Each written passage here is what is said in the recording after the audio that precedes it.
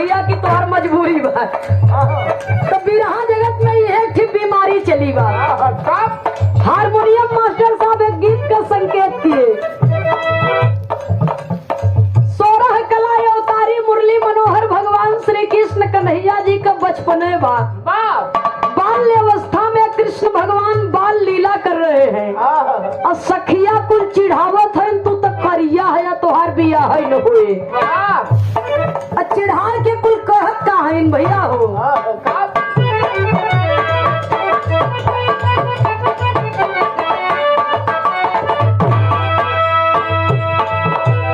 हमारा सवारे रंग मन नहीं भावे,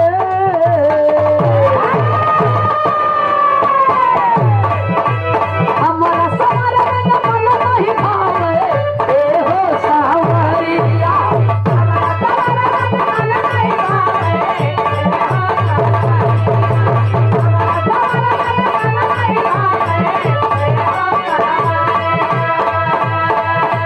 हमारा सवारे रंग मन नहीं भावे, ए हो सावरिया।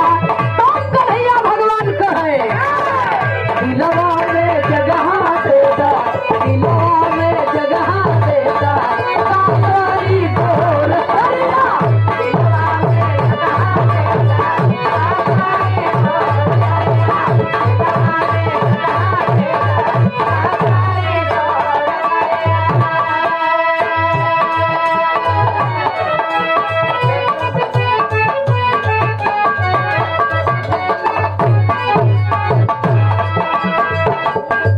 इस दुनिया में प्रेम बड़ा अजीब चीज होता है बाबूजी।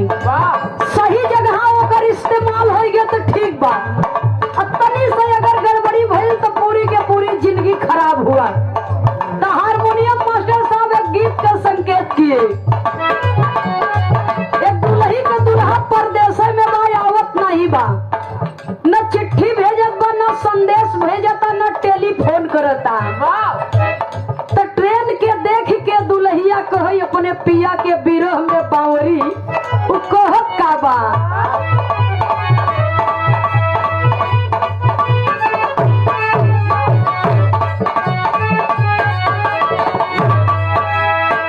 रोजा रोजा जाला तू ता पिया के नगरिया,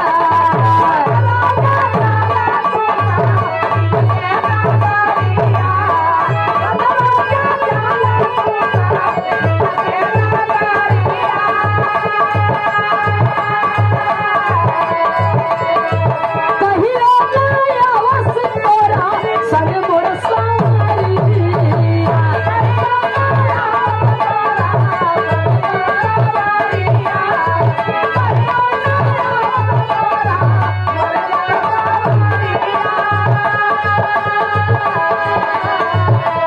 रोजा रोजा जाला तू ता पिया के नगरिया, कहियो नया वस तोरा संग मोर सावरिया, नहीं आवला तरसा ले सरे, हमारा के वही तरसा ले चलता रहिया रे, पिया बाबा सला जवना ए संगे।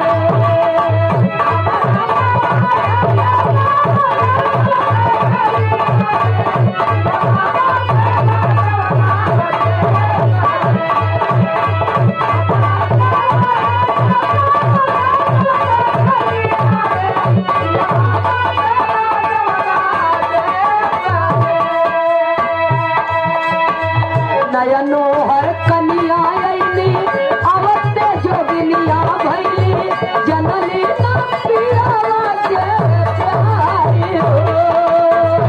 नयनो हर कनिया अइली, अवते जोगिनिया भइली, जनली ना पियावा के प्यारी हो। नयनो हर कनिया अइली, अवते जोगिनिया भइली, जनली ना पियावा के प्यारी हो।